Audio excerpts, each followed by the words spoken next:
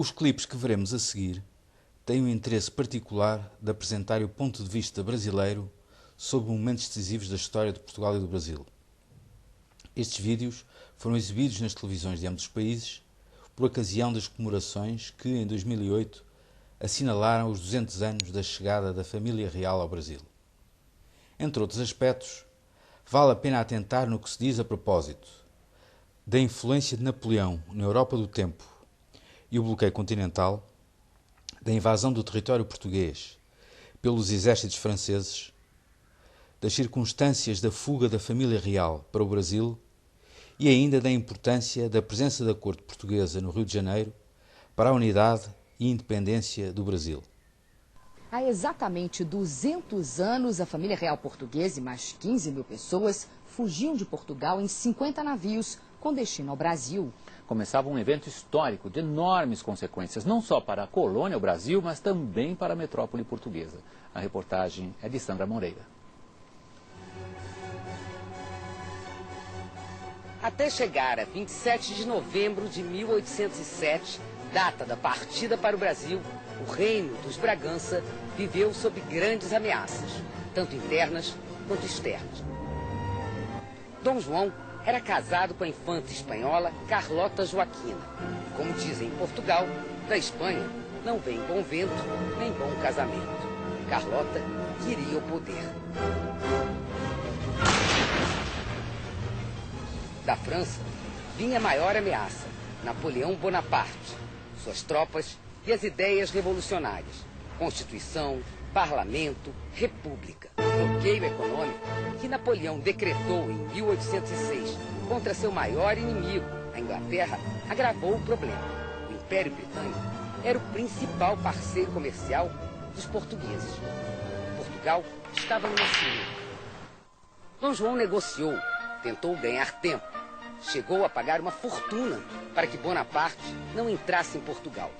Mas em outubro de 1807, Napoleão, que já dominava a Espanha, tramou com o diplomata espanhol Manuel de Godoy um acordo secreto para acabar com os Bragança.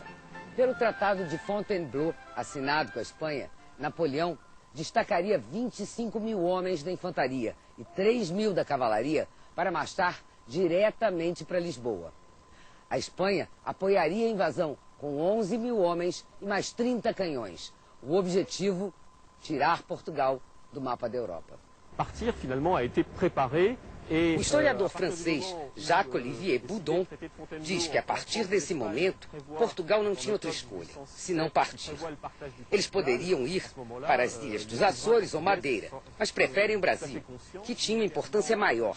Era a potência econômica de Portugal. Além disso, Napoleão tinha planos de criar também um império na América. Era preciso ir para o Brasil.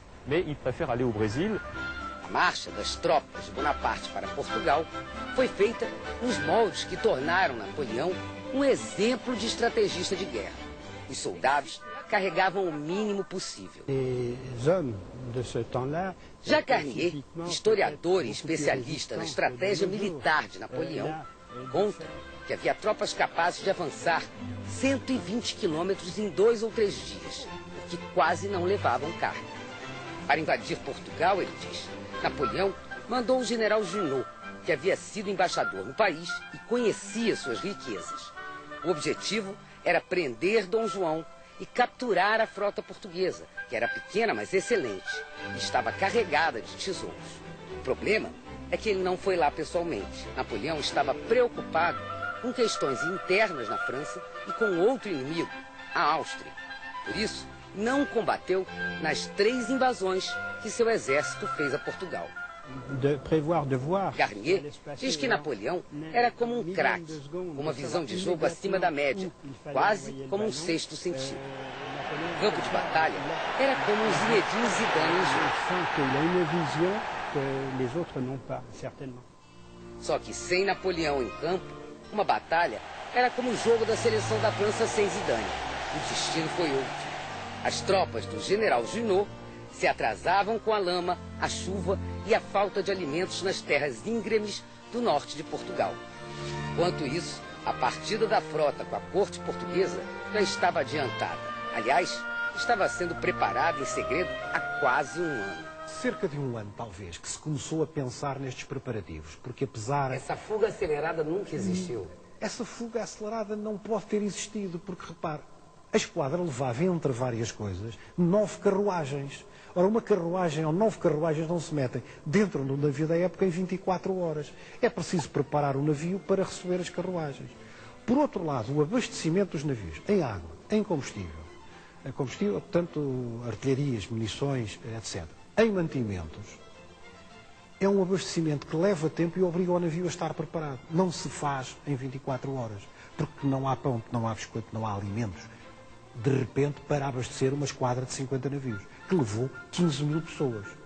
Quando chegaram a Lisboa, famintos e esfarrapados, os franceses ficaram literalmente a ver os navios partirem com prataria, ouro, joias, documentos, metade da moeda circulante no país, além de toda a corte e da administração do governo. Não havia o que pilhar. O caos do embarque, feito num dia chuvoso, ficaram para trás nas docas de Belém a prataria das igrejas e os livros da Real Biblioteca. Encaixotados e cobertos de lama, esses tesouros não foram tocados pelos invasores. A prataria foi levada em segredo de volta às igrejas. Os livros vieram para o Brasil anos depois e formam até hoje o acervo da Biblioteca Nacional. Napoleão, enganado pelo príncipe português, começava a conhecer o gosto da derrota. Nas 2 invasões seguintes, seus marechais acabariam derrotados em Portugal. A Inglaterra conquistaria o mercado brasileiro e o Brasil daria o primeiro passo para a independência. Rainha Louca, um príncipe medroso e uma corte corrupta enganaram Napoleão e mudaram a história de Portugal e do Brasil. A história da fuga da corte para o Brasil, há 200 anos, é assim apresentada pelo jornalista brasileiro Laurentino Gomes. O livro chama-se 1808, é um fenómeno de vendas no Brasil e já tem uma edição portuguesa. Devagar, devagar. Não pensam os franceses que vamos a fugir deles. Deus lhe pague. Mas a fuga da família real portuguesa dá-se mesmo, e em janeiro de 1808, Dom João VI e a corte portuguesa chegam a um Brasil que nunca mais voltará a ser o mesmo. Se o Dom João não muda para o Rio de Janeiro e passa a funcionar pela primeira vez como um centro agregador dos interesses das diferentes províncias, provavelmente o Brasil teria se fragmentado, como aconteceu com a América Espanhola.